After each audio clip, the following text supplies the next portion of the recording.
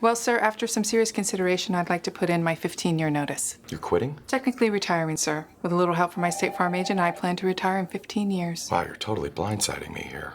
Who's going to manage your accounts? Well, I'm going to finish packing my things. 15 years will really sneak up on you. Jennifer will do your exit interview, and Adam made you a cake. Red velvet. Oh, thank you. I made this.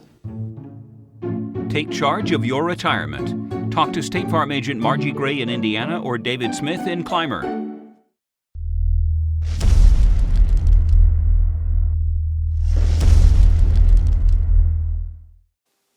Hello, I'm Carly Krouse of the Indiana Gazette, and this is the playoff edition of our weekly high school football preview show.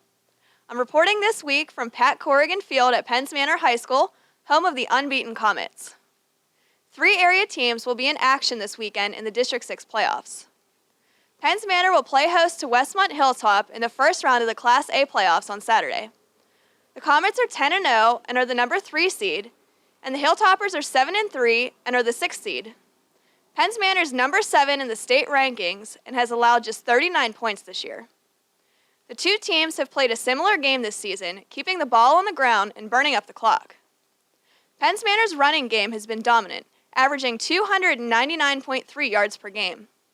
Bailey Moomaw has rushed for a team-high 857 yards. Beck Branton has added 651 yards, and Nathan Dumm has 562. The 3 backs average 10.35 yards per carry and team up with mobile quarterback Clayton Stupik to cause confusion for their opponents. The Comets' wing T offense has been easy for other teams to figure out this season, but hasn't been easy to stop.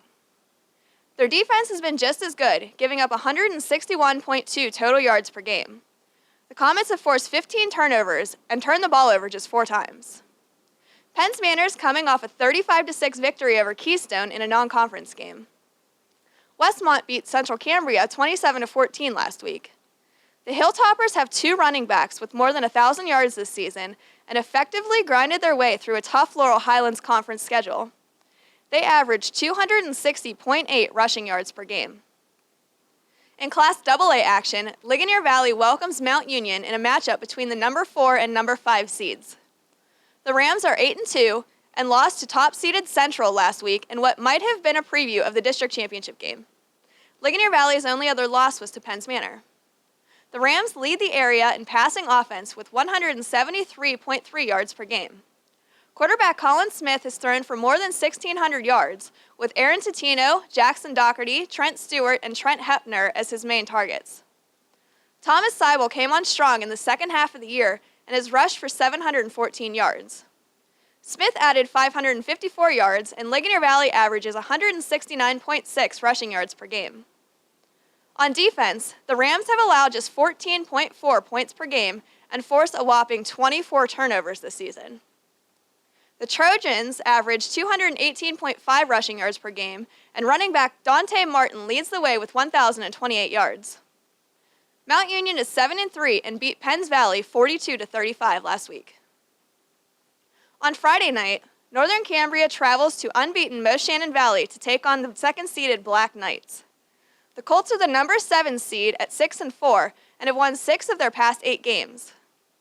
Northern Cambria finished 3rd in the Heritage Conference behind Penns Manor and Ligonier Valley and suffered its only other 2 losses in non-conference games.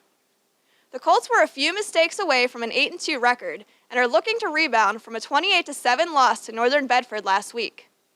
They have a -2 turnover margin with 23 giveaways. Chris Rippon and Adam Weiland have combined for 1,345 rushing yards, and quarterback Tyler Pershing has passed for 596 yards.